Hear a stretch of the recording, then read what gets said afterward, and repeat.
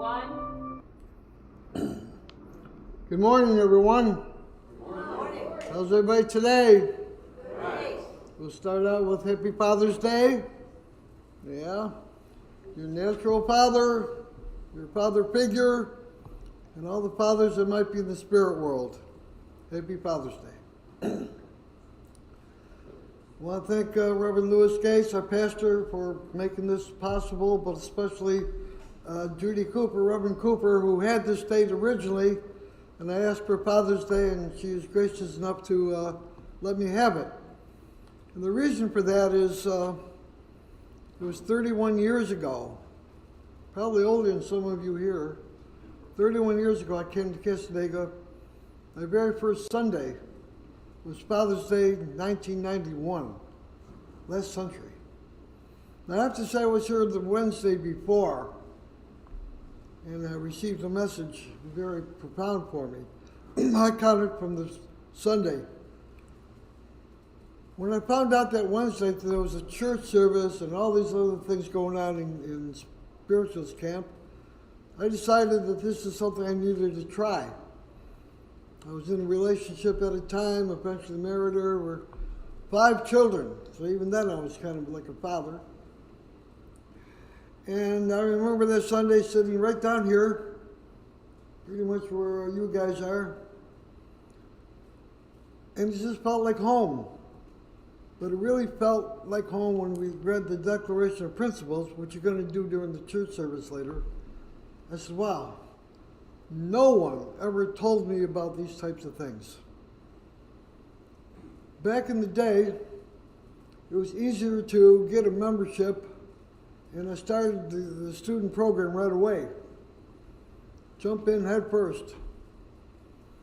And it took 6 years for me to get certified as a medium, a few more years to get the ministerial.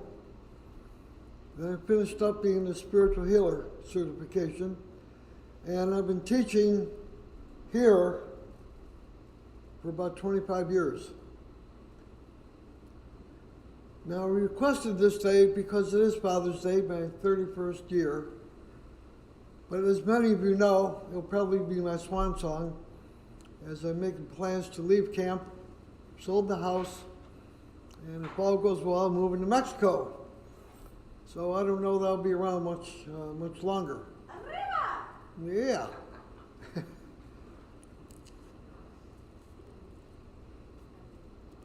Now, I meet a lot of people in camp, you can imagine over the years.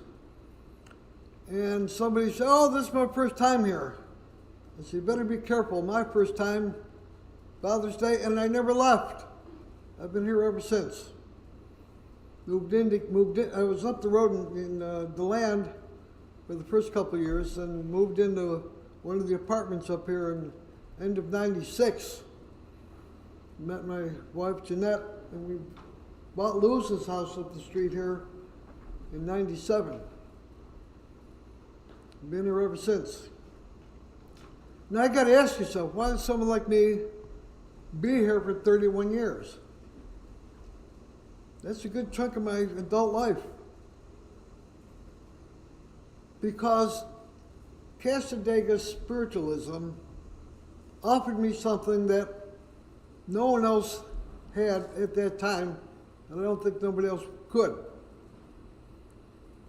It gave me a safe haven to do my work, but most importantly, it gave me something that is a life changer, and it should be a life changer for many of you. All religions talk about life after death.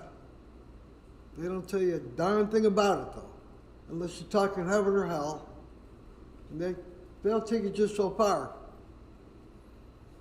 But when it is proven, not evidence, not hearsay, when it is proven that we don't die.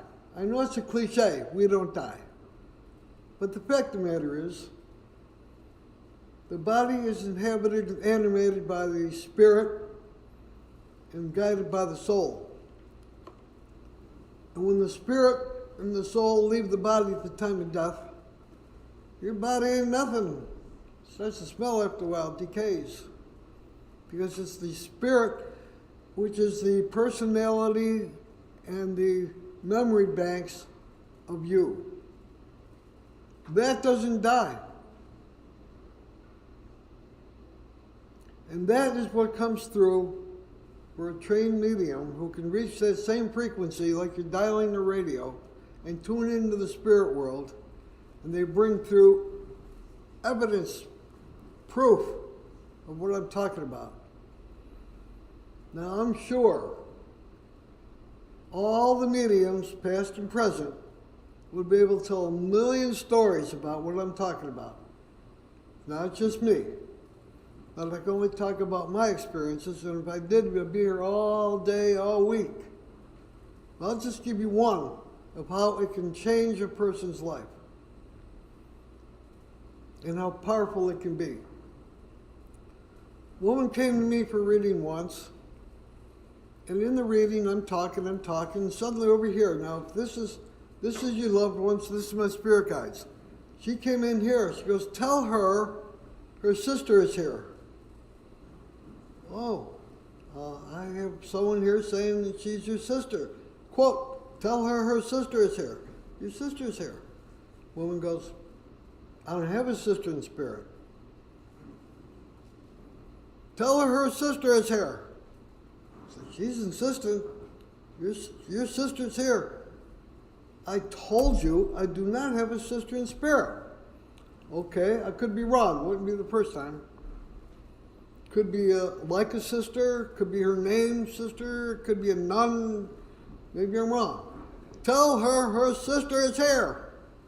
She pounded on the table. Said, I told you I do not have. Oh, damn. She goes, my sister died 2 years ago. Now, how powerful is that for her? That without any prompting or anything, her sister comes through, even when she denies it.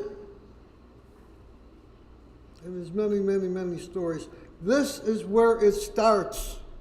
It starts not with hearsay, not with reading in a book, not what someone tells you, but when you experience it, that we don't die. That is the beginning, and without that beginning, you can't progress on any spiritual path. I don't care which one it is. You have to know your true nature. Now, for many people, spiritualism in general, here in Casadega, they stay focused on the tradition and the science, philosophy, and religion of spiritualism. I'm all in favor of it. Those are some of the best people, some of the best teachers, some of the best mediums. I love it. Others, like me, tend to go out and still searching for all kinds of neat stuff, still centered in Casadega spiritualism. That's just my nature. I did it in martial arts. I studied with the master, I studied here, but then I studied all kinds of other things to add to my base information. It can be a huge door opener to worlds that people out there are never going to tell you about, because they don't even know it. And if they do know it, they're going to tell you it's bad, it's evil. Well, we've heard that more than a few times. I've said many times there's a few groups of people that we don't deal with. The first group is, there's nothing to it. I remember one time up in the Davis building when the bookstore was the one side, we had the little hallway and the rack of magazines and stuff there. And a man and a woman, an older man and a woman standing there, she goes, she told her, how do you think these people get certified? The guy goes, well, they give a good message or two and they can hang out their shingle. How's that? Does that work for you? It took me 6 years. I don't know, it took you guys a long time. Under the microscope. You don't do 1 or 2 messages and you can hang out your shingle. I don't think so. These people are clueless. Then there's some people, this is of the devil. Yeah, you get some of these people talking, they're going to give you their own experiences, but publicly, this is the devil, they're devil worshippers. We don't even believe in the devil, and they got us worshiping him. Crazy. Then there's the scientists. Oh, it can't be, therefore it isn't. I heard one scientist, remember science is a search for truth? One scientist said, even if you proved it to me, I wouldn't believe it. I don't care about those people. Their time will come. But for us, our time is now. We take full advantage of everything that this place has to offer. Is it all peaches and cream and red roses? No. If I came here 31 years ago and had no problems and skated right through, I think I was cheated. You want to enroll in school and they never give you a test? They just graduate you? You go, oh, I didn't learn anything. You didn't challenge me. And believe me, I've been challenged. Right? I've been challenged. You've been challenged. Lewis has been challenged. Everybody has been challenged. That's how you grow. That's how all the great athletes grow. John will tell you, you can't be a boxer unless you got to have a good opponent, or nobody cares. Who'd you beat? I don't know, some bum. Nobody cares. I've had my challenges. I believe we call it the natural law of resistance. Or that which does not kill you makes you strong. And I'm strong because they couldn't kill me. But I look back at it and go, what a great opportunity they gave me. It's a challenge. And you will be challenged in your life, whether it's here, in your work, in your relationships, in your family. If it doesn't kill you, you'll be stronger. It's the natural law of resistance. Natural evolution. And Darwin talked about it, but you know what I'm saying. Survival of the fittest, kind of. Father's Day. I come from a background of Western New York, Buffalo, you know, where all the snow is and the Buffalo Bills, yeah. Typical middle of the middle class, loving parents, loving family on both sides of the mother and father. 12 years of Catholic education. People go, oh, yeah, I know what you're talking about. Yeah, I know what you're talking about. 12 years, 8 years of nuns, 4 years of priests. They taught me to read and write. Tried to make me a gentleman. I don't know how well that worked. I don't know. But as far as religion, they didn't teach me anything after 12 years. Never opened a Bible in 12 years of Catholic school. Never. We had to do our Bible study on our own, right? Yeah. There's good stuff in there if you know what you're reading. Taught me about heaven. What's heaven? Oh, that's if you die, if you're close to God, you go to heaven. 12 years. Well, what's the other stuff? Hell. Oh, well, if you die and you're not close to God, you're going to go down there. 12 years. That's the extent of what they taught me. I had to come here to find out the real deal. I had to find out that heaven is a state of mind, not a place. But then again, so is hell, a state of mind. You know those people. They got their living hell.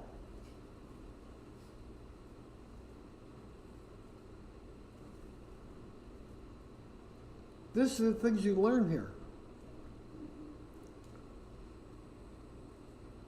Spirit comes through and tells you these things because they're experiencing it in real time.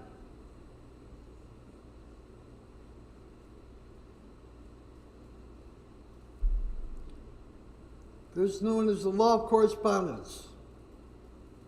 The way you live your life in your body is the way you're going to live your life without a body. Oh, when I die, I'm going to heaven. I don't know, maybe yes, maybe no. How'd you live your life? My very first talk up here was heaven on earth. On earth as is in heaven.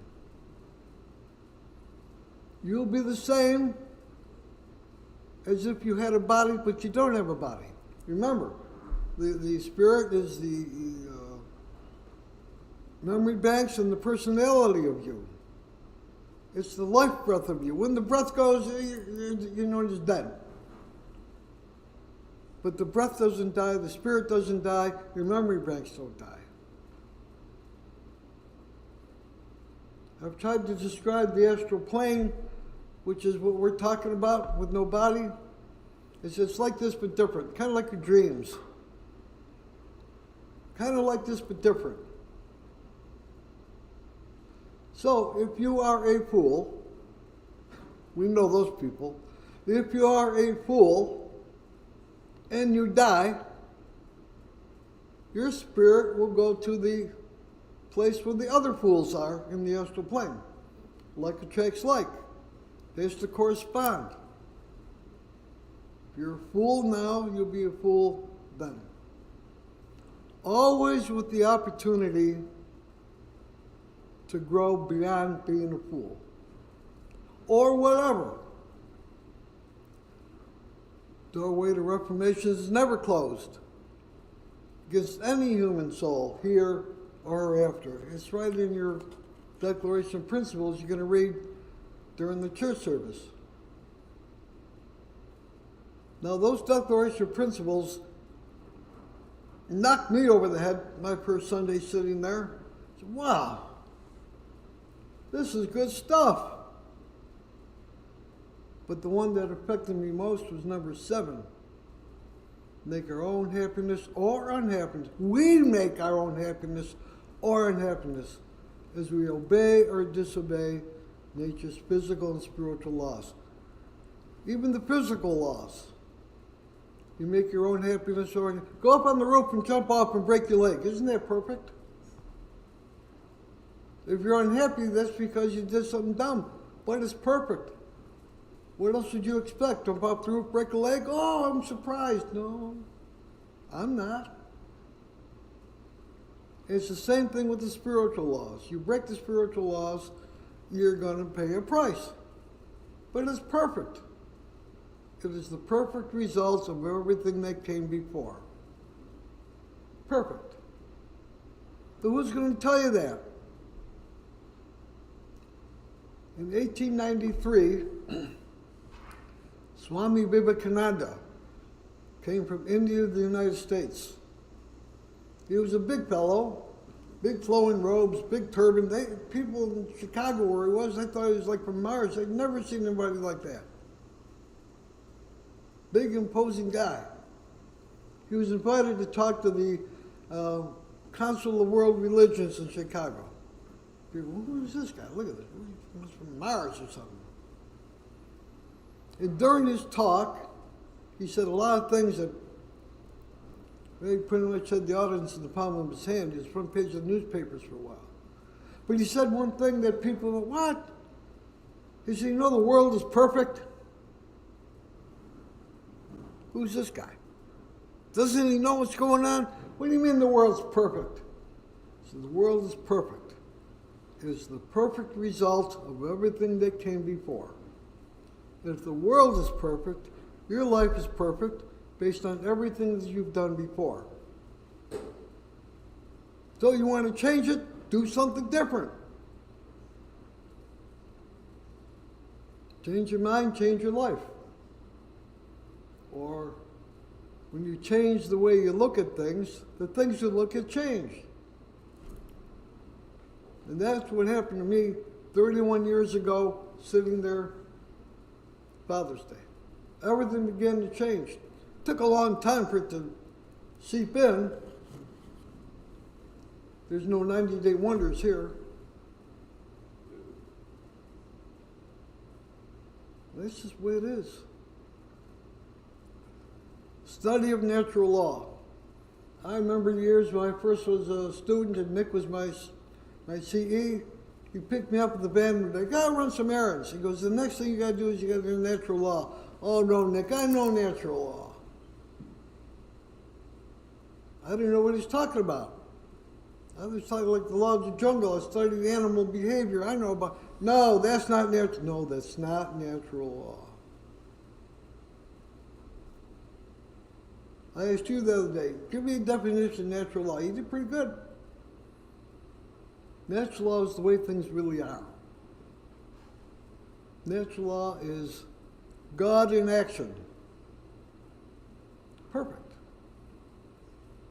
Look around you. Perfect. Now there's always the argument, can you break natural law? No, you jump off the roof. You didn't break the law. You just saw how gravity works. You just proved gravity. Right? Same thing with spiritual laws. There's no percentage in going against natural law. It'll be perfect. You won't like it.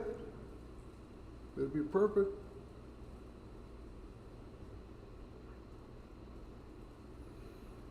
I remember one time, well, let's talk about Lyceum for a while. This is Lyceum.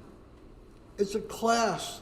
So if you want to ask questions, go ahead. I might not be able to hear you. I might need somebody to help me with that. You know, I'm deaf in one ear, can't hear in the other. But it's a class, so we can ask questions. But I remember when I started here at Lyceum, down in the corner here, with Reverend Tom Berkner, pastor at the time. Oh, Sunday we get like 3 people, 4 people. One time we had 8 people. We were ecstatic. 8 people. Eventually we moved it up to the Davis building. I've been part of Lyceum off and on, mostly on, for 31 years. 20, 30 people was not unusual. Because people want to know the truth. They'll set you free. The Lyceum's important. At first I wanted to be up here for the church service. Louis said, nope, we got somebody. I'll give you Lyceum. I'll take it. Here I am. I got 40 minutes instead of 20. Oh, Lord. So one time I gave a talk up there. I was trying to answer some questions I've heard over the years about, oh, I don't believe in karma. I guess you don't believe in the air either. You just don't have the right definition. And I related it to the number 7 principle, and Judy said, that's good. You liked it. You don't believe in karma, you don't believe in natural law. It's natural law. I have a question from online. Well, actually, a 2-part question. Do you still do readings, and when will you be leaving to Mexico? Trying to get rid of me, huh? All right. No, I'm retired from the readings. My teachings have taken over all my time. And when I'm leaving for Mexico, I don't know. Looks like possibly middle of next month. But there's a few things that need to be tidied up. You know, the loose ends. I'm going to go down there for a week or 2 pretty soon and scope it out. If I find a place I like, I'll put a deposit down, come back, tie up those loose ends, hasta la vista, I'm on the road, and I'll go. But I don't know what's going to happen 5 minutes from now, so I don't know. I'm making a plan. Make a plan, right? Want to hear God laugh? Tell him you got a plan. Oh, not another one. You guys never learned down there, huh? Not my will, Lord, but your will be done. So I said that in class once. And Carol goes, does that mean I shouldn't plan my vacation? No, plan your vacation. When does your vacation ever go according to plan? I had one once. In fact, the best vacation I ever had, I had no plans at all. I just went. There is a divine plan. It's part of natural law. And this way, so just go with the flow. What does that mean? That means go with the flow of God's plan. Do I know it? No, but you'll know. You'll know. You'll know what to do, what not to do, what to leave in, what to leave out, Bob Seger saying. Life is, well, let me put it like this. The coach of the football team said football is simple, but it's not easy. That's life. Life can be simple. It's not easy.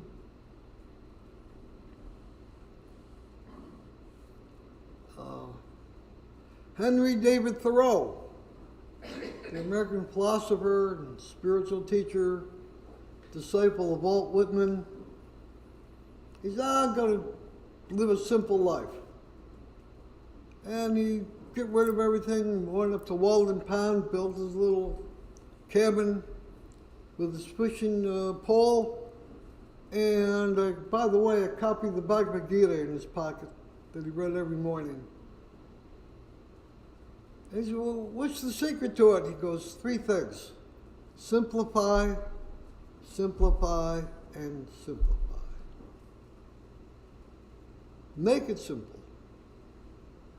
Because you're going to have enough challenges along the way, you don't need to add to them. No. Did I make any notes? I don't know what you're saying.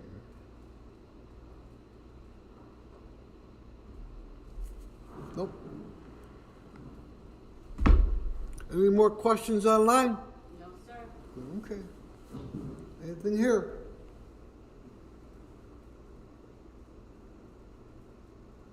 Don, thank you for being a wonderful teacher. I really appreciate you, and I'm going to miss you tremendously. Thank you. Well, I teach. I'll tell you why I teach. It's the only thing I know. I'm not good for anything else. You guys know. Without you, I couldn't exist. I can't even change the clock in my car. I still don't know how to change the filters in my hearing aids. I got to get somebody to do it for me. But teaching is what I know. Now, I know there's teachers out here, too. I know that. And when I had my schools of martial arts up north, I wanted students to be better than me. And some did. And some became very good teachers. One of them became a master of martial arts. He's up in South Carolina. Started with me. Why? Because I'm so great? No. He is great. Because he followed the instruction. That's real funny about that. In my martial arts schools, I created 6 black belts. Isn't it funny that they're the ones who kept the best notebooks? You keep the best notebook I've ever seen. And they didn't get the black belt because they had the good notebooks, but because of the good notebooks, they became very good students and got their black belt. You don't want the information to go by. My wife Jeanette was the writer, I'm the talker, so I don't think I'm going to be writing any books. I might have one in me. But that information is going to come from you guys. You write the books. Is that who I think it is? So, are there any questions now? I got time. The chair recognizes Cindy G. Can you talk about destiny a little bit? No. No, I can't. A little bit. No, I can talk a lot. Okay. So when I talked about the person who said, does that mean I shouldn't plan my vacation? She just walked in. It was Carol. Oh, God. All right. Hold on. I'm going to talk about destiny. We used to sit around and have coffee in the morning up there and laugh about the people. Oh, I'm going to change my destiny. How do you do that? First of all, you don't know what your destiny is, so how can you change it? And maybe it's your destiny to say you're going to change it. Your destiny is based on what you've done previous before. It paves the way for the rest of your time. And destiny used to be cast in stone. But at the advanced levels that many of you are, you can at least somewhat plan your destiny. It may not happen, but you can do something about it. Now the problem is, troublemaker, you want me to talk about free will, don't you? I know. Oh, but we have free will. No, ultimately, no, we don't. Ultimately, no, we don't. Not my will, Lord, but your will be done. So how do you, first of all, nothing is free. Free will, no. So the example I use, many of you have heard it 100 times, maybe more. Let's say you and I are going to go to the movies tomorrow. Okay? Over in Deltona, there's a movie we wanted to see. We see online it starts at 2 o'clock. That's our will. The people who write these books and these seminars, that's your will. It will happen for you. So we go to the movies, 2 tickets for, oh, I'm sorry, sir, the movie's caught up with a storm in Chicago. You can't see the movie today. Wait a minute. What happened to my free will? My free will is supposed to count. Now, here is where it comes. Here's where the karma kicks in destiny. I have the choice of demanding I see the movie, berating the manager, have them call up in Chicago, get that movie here. I could be nasty about it. Bad karma. Or I could say, oh, okay, no movie today. The universe must have another destiny for me. Good karma, and almost every time in these cases, your destiny is better than what you were going to do. Tell me you don't know about that. So destiny is going to happen. Your free will is not really going to happen. And the only free will you have comes from Genesis. First part of Genesis in the Bible. You can choose the tree of life, the one tree, the only one that really counts, or you can choose that tree of good and evil. That's the only choice you have. Not enough people choose that one. Too many people choose that one. And that's where the world is today. You wonder why the world's messed up? Look at that. Then say the world's perfect because they chose that. What else? Perfection is that which came before. Destiny. Me wanting to go to Mexico goes back to 33 years ago, 1989.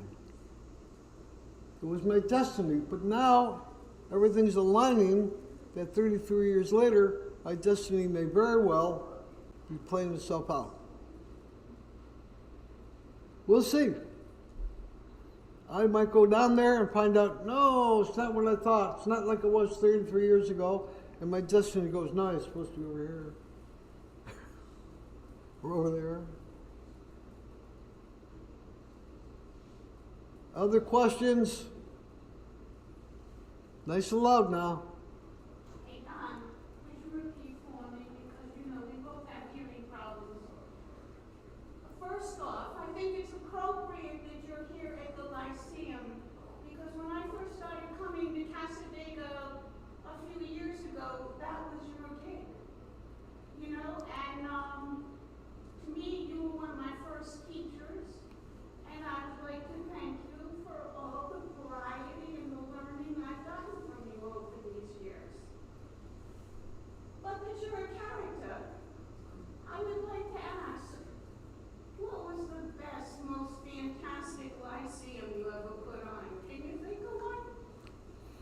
The best Lyceum?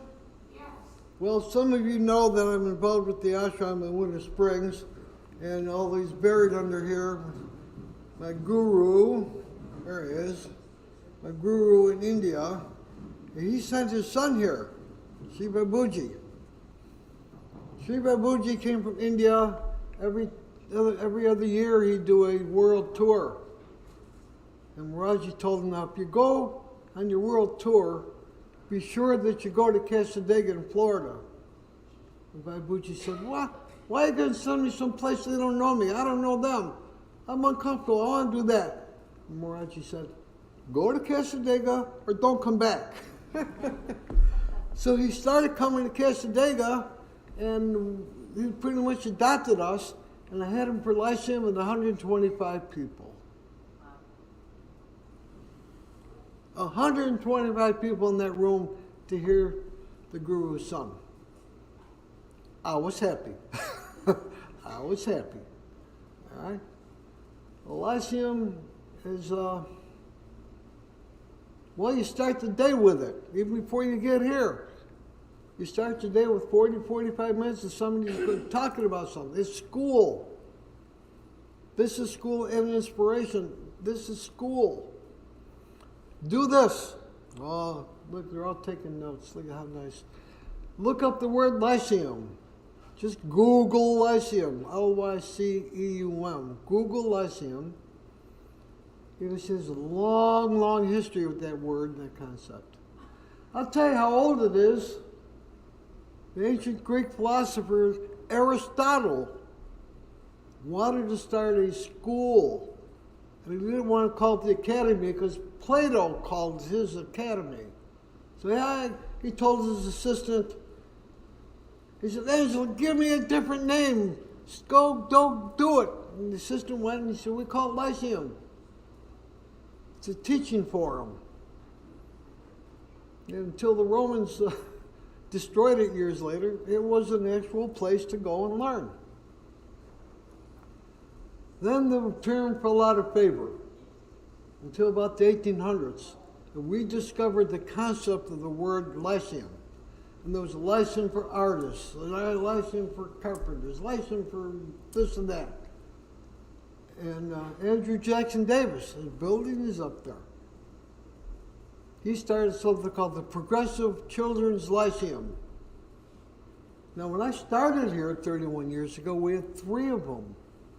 3 Lyceums. Children's Lyceum, Junior Lyceum, and Adult Lyceum. It was mostly my kids and Steve Atkins' kids. They graduated, they're gone. And I do find it interesting, you could wonder why we don't draw a lot of families with children here. I don't know, destiny, I guess. But the Adult Lyceum program has been steady. It used to be closed down for the summer. There's no. We got to have it all year long. Here it is. Lyceum has been a favorite thing of mine. Well, everything here is. I'm sitting here telling you 31 years is wonderful. Difficult, but wonderful. But Lyceum has been my deal. I did it for so long, and helping them. Finally, one day the board said, well, just give me the title of director, be done with it. I don't care, whatever. Questions? Not a question, but more to say, in current Italy, they use the word Lycia for their institutions of higher learning. So I find that very interesting here. But more than anything, I raised my hand to, The spirit did that. to thank you for all the light you share here. And I find that Mexico is going to be so lucky to have your light down there. And I wanted to say, vaya con Dios. Go with God. Yes. Well, I became responsible for Lyceum. I attended it and I oversaw it for years, but it's and I'll tell you why I say what I'm saying. I don't think there's too many churches or spiritualist camps that still have Lyceum. I just don't think there are. So and maybe because we're year round, but Lyceum has been here for a long time, long before I came. And it's an institution that the board started years ago, I don't know when, and still supports, or we wouldn't be here right now. And the good thing is we have a different teacher. Sometimes we have a guest instructor. So you get a wide variety of opinions and teachings. Good stuff. Thank you. I got a couple minutes before they get the hook and throw me out of here. It's maybe the last chance. It's my swan song. So if you want to ask me something, Lyceum, go ahead.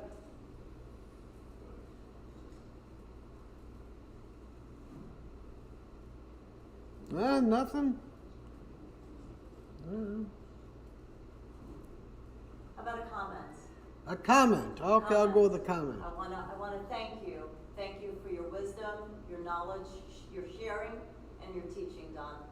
I will miss you accept very that. much. Thank you so much. Yeah, thank you.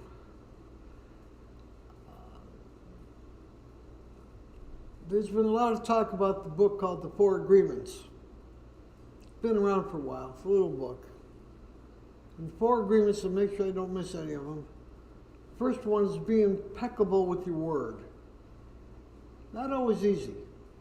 Be impeccable with your word. The second one is don't take things personally. You know how hard that is? When the human nature is in the forefront and you tend to take things personally.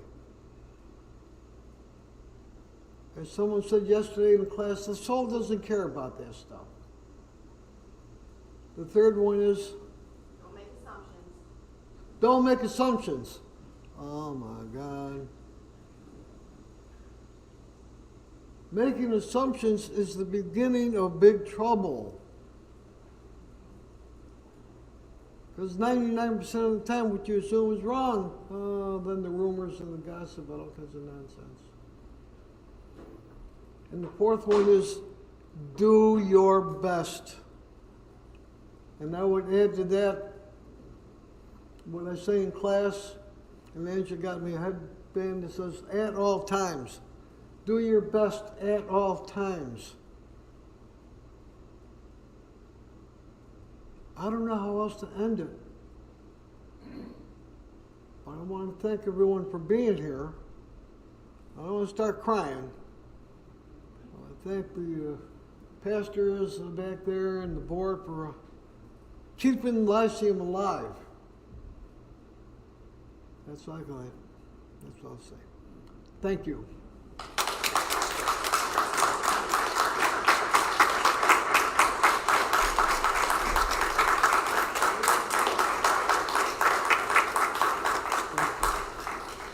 Now you can make me cry. All right.